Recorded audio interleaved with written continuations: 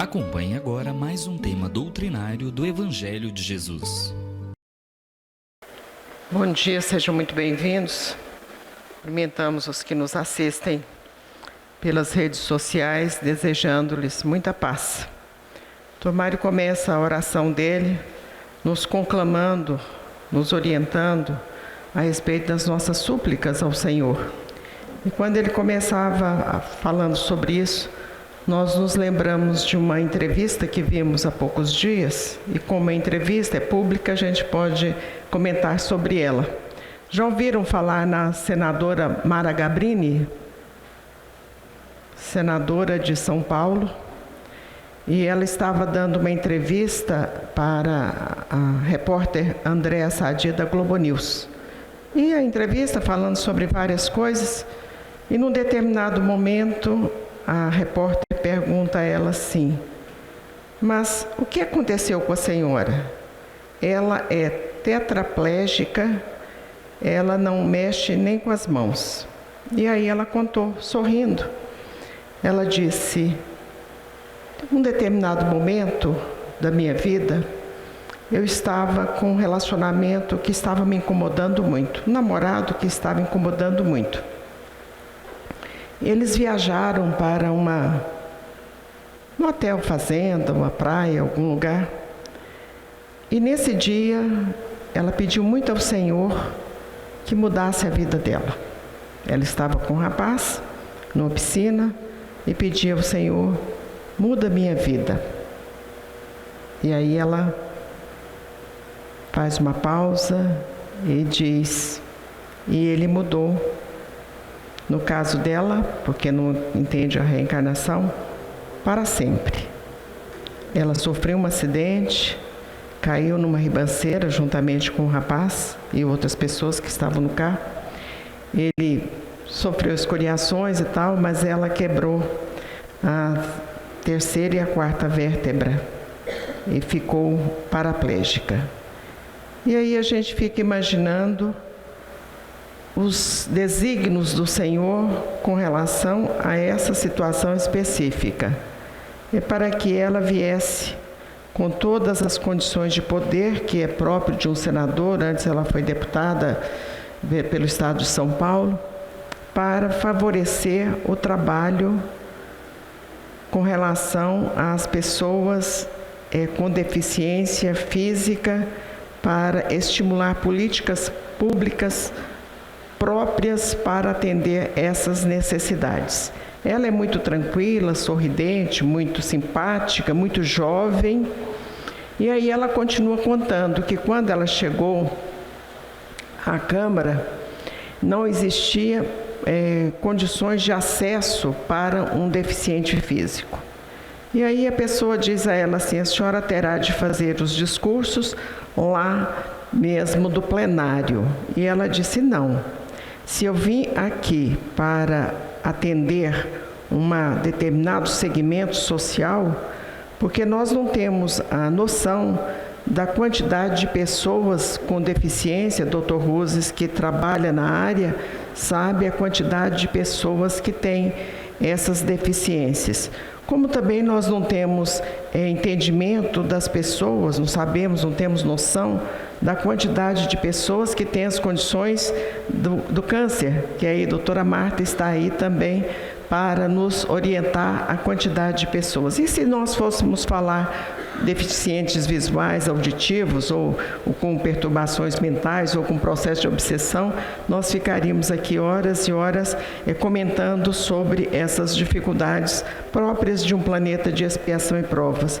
Por isso é que Deus coloca a lei, e hoje bastante mais específica com relação a essas situações, para favorecer essas pessoas, coloca a família, e daí a importância da família num processo desse, para auxiliar esses que estão enfermos, sabendo que tudo passa.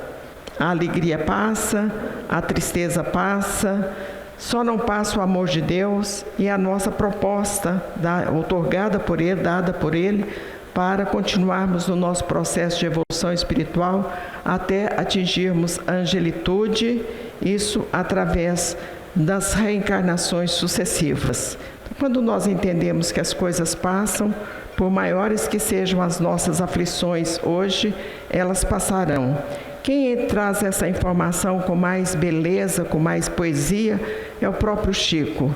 E temos também dito que muitos olham aquele que está num processo de liderança, num trabalho de divulgação da doutrina espírita, especificamente, porque é essa situação que todos nós vivemos, imaginamos que aquelas pessoas são desprovidas de problemas, e todas têm.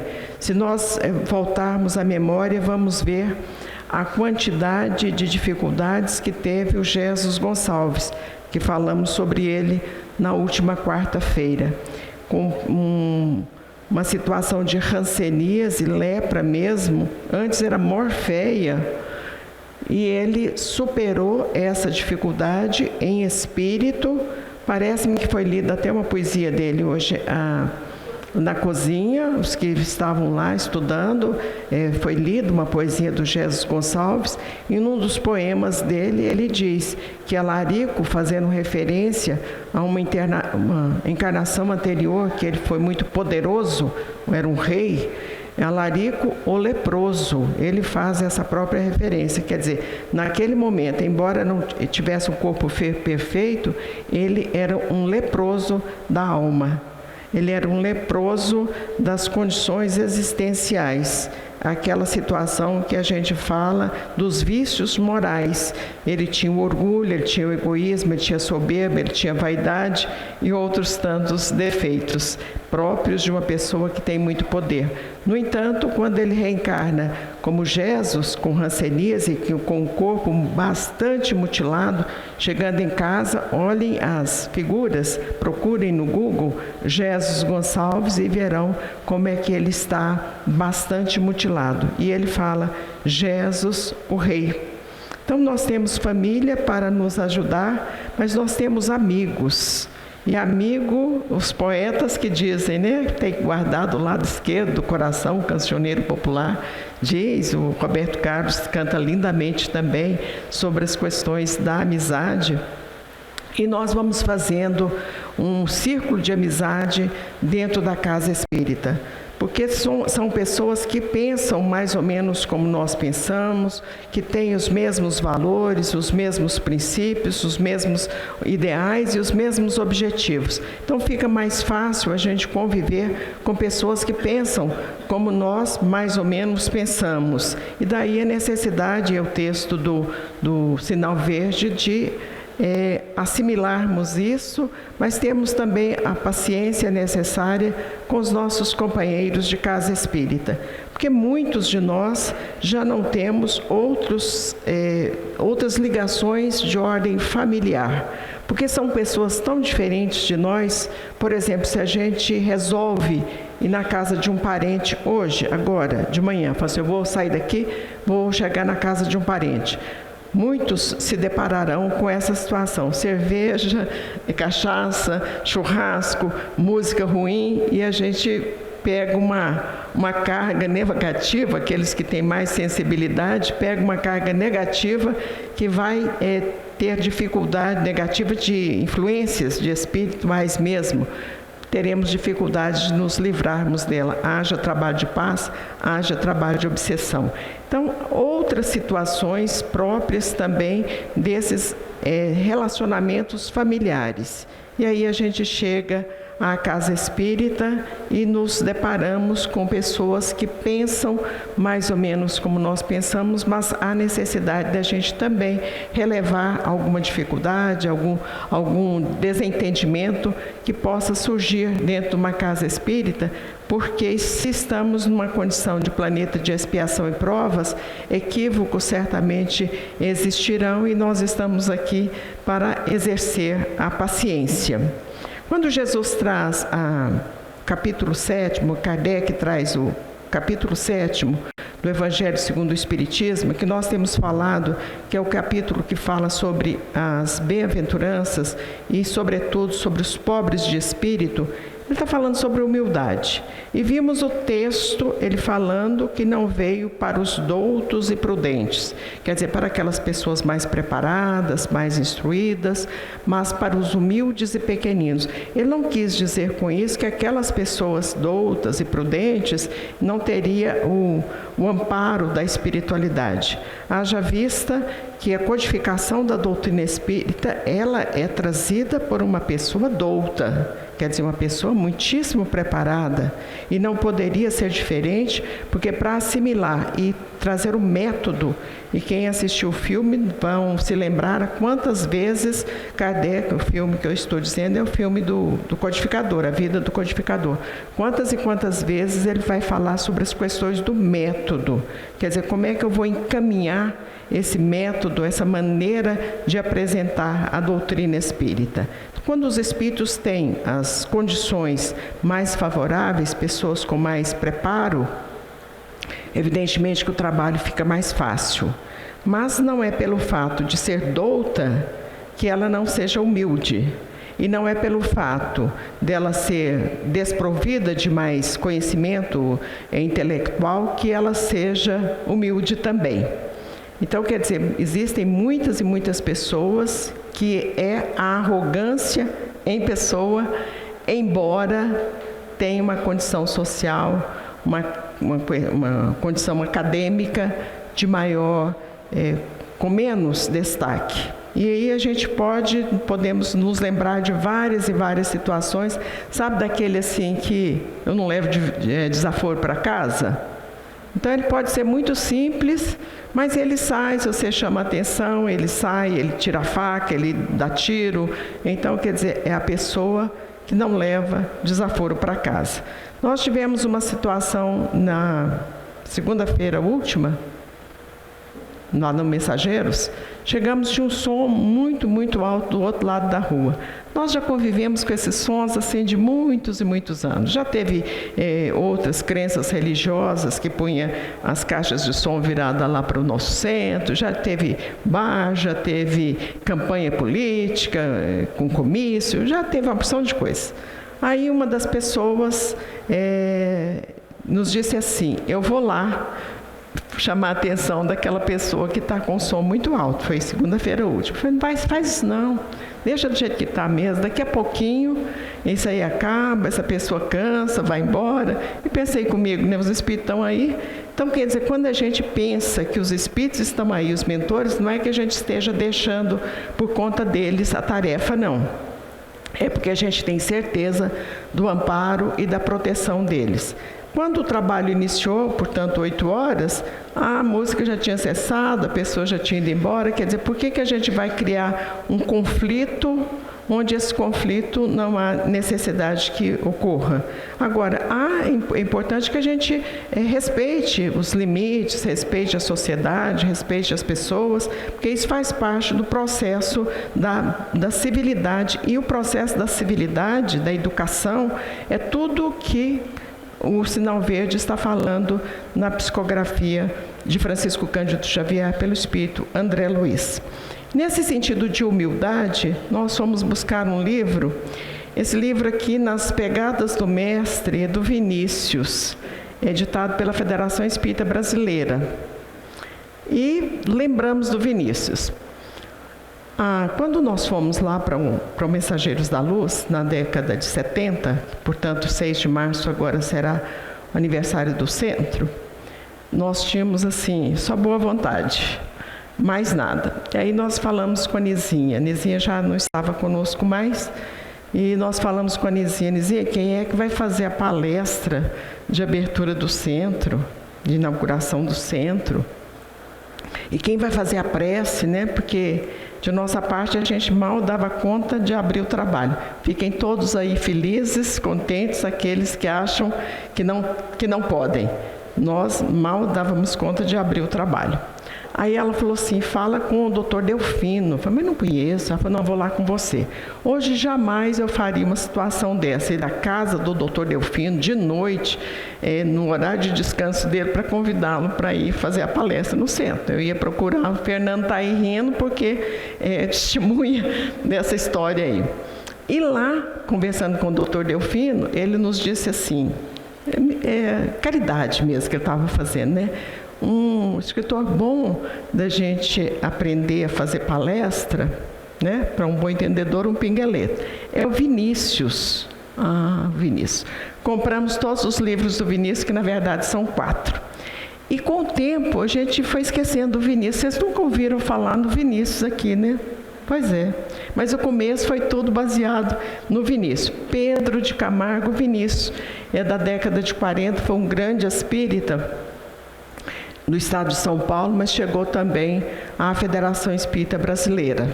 E as palestras dele eram tão ilustrativas, tão boas, que eles faziam como se fosse uma taquigrafia, porque não tinha outro recurso na década de 40. Como é que ia gravar isso? Impossível. Hoje tem essa tecnologia toda, naquela época não tinha nada. E o certo é que essas palestras viraram livros.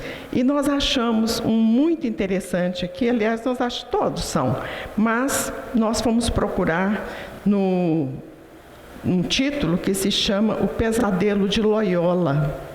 E ele está falando sobre Inácio de Loyola, o fundador da Companhia de Jesus. Ele era espanhol, mas a Companhia de Jesus foi fundada na França, em Paris, porque ele estava estudando na França. E aí, o Inácio de Loyola, o Dom Inácio de Loyola, né, que era muito preparado, inclusive o estatuto, vamos dizer, o regimento da própria Companhia de Jesus, que é uma instituição religiosa, onde o Papa Francisco é dessa instituição, o Emmanuel também era, o Anchieta também era dessa instituição. Eles são muito voltados para disciplina e para a educação. São grandes educadores. Não podia ser diferente. O nosso querido Emmanuel, né, como o Padre Manuel da Nóbrega, foi um grande educador.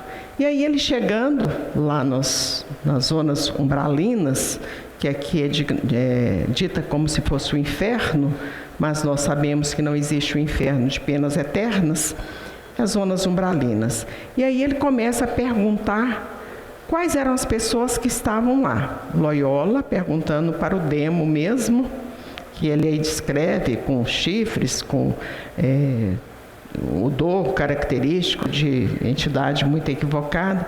Onde é que estavam aqueles que cometeram crimes, assassinatos, corrupção e outras coisas mais? Se eles estavam lá, no inferno, era isso que ele queria saber. E o demo responde para ele, não, esses não estão aqui. Olha que coisa interessante, esses não estão aqui. Pô, mas onde que eles estão? Falando, numa justiça da terra já cuidou de todos eles. Evidentemente que nós sabemos que tem o processo da consciência e que muitos se sentem culpados porque realmente cometeram equívocos graves mesmo. E ele vai perguntando aqueles que lesaram as viúvas, aqueles que expoliaram os pobres, onde é que estão todos esses?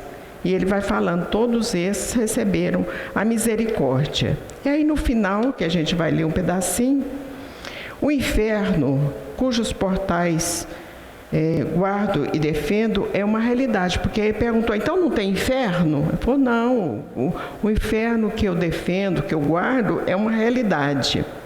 Muita gente está lá dentro. Quereis saber, né, perguntando para ele, quereis saber quem são os condenados às zonas de dificuldade, às zonas umbralinas? Evidentemente que haverá reencarnação e esses sairão de lá. São os hipócritas, portanto, a amizade verdadeira não pode ter hipocrisia.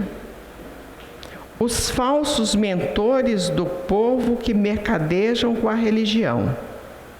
Isso aí já é alguma coisa bastante abrangente, porque está envolvendo também outras, ou sobretudo outras instituições religiosas. O que é mercadejar? É vender a ideia que tem um céu de contemplação, tem um inferno de penas eternas, e se você quiser ir para esse céu, você terá que comprar indulgências, e a gente viu isso com muito vigor em muitos períodos da história. as promessas, os sacrifícios, tudo isso está entrando nessa situação, porque o que vai nos levar para mundos mais evoluídos, ou às vezes até nesse momento aqui, é a nossa consciência. Porque nós podemos viver em dificuldade, mas nós podemos ter paz de consciência. Quando, por exemplo, desencarna um parente, eu fiz tudo por ele, eu não estou feliz naquele momento, mas eu estou em paz de consciência. É assim? É, né? Eu estou em paz de consciência, quer dizer, eu levei ao médico, comprei os remédios, fiz as comidas, dei carinho, tratei da pessoa, tudo que eu podia fazer, eu fiz, para que aquela pessoa tivesse mais um conforto melhor.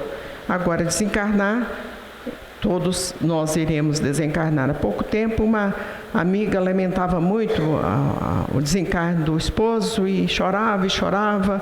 Aí a gente fica sem saber por que está chorando, né? Se é de remorso ou se é de porque perdeu mesmo, mas suponhamos que seja porque perdeu.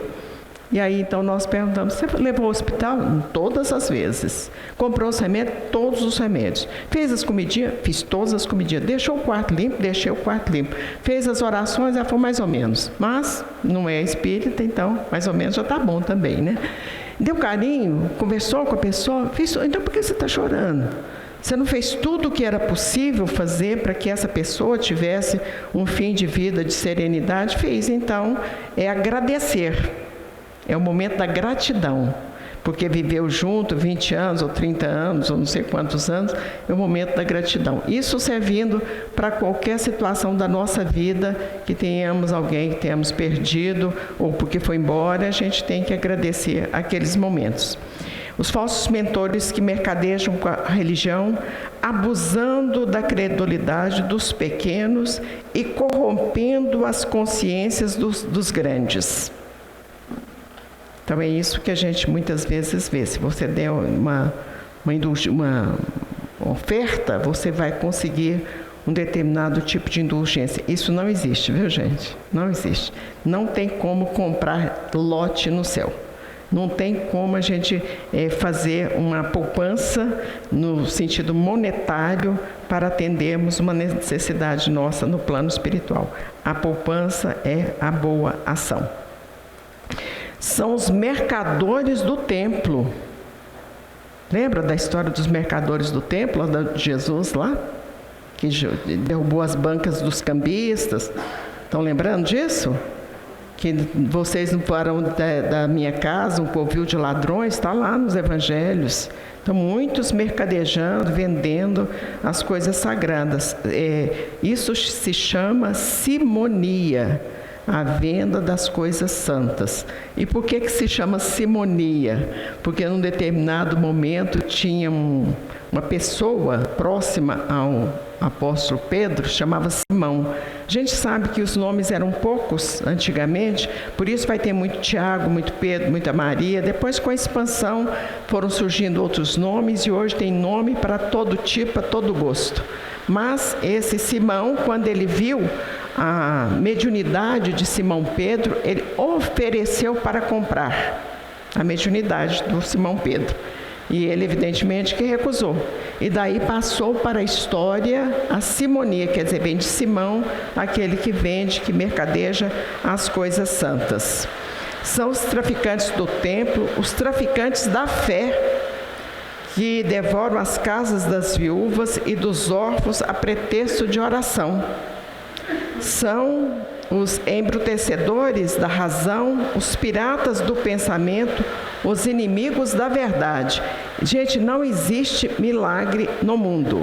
Tudo tem efeito e tem causa.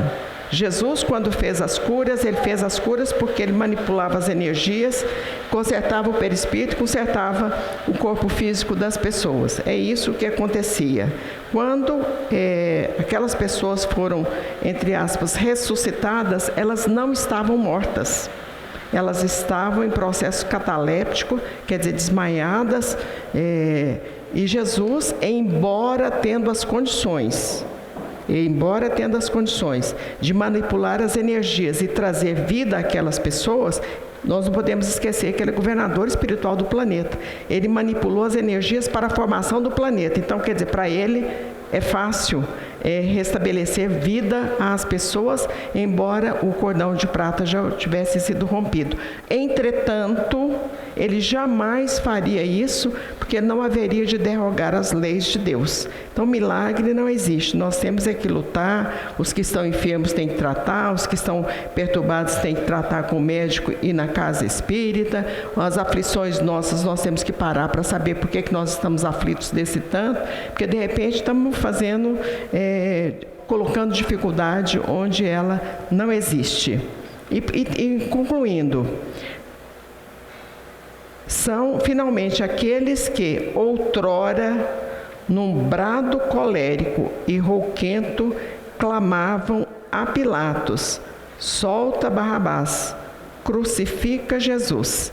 Então, aí no final, ele diz que ainda bem, o Inácio de Loyola acordou e diz assim: ainda bem que foi um pesadelo, que nada disso estava acontecendo, ainda bem que foi um pesadelo.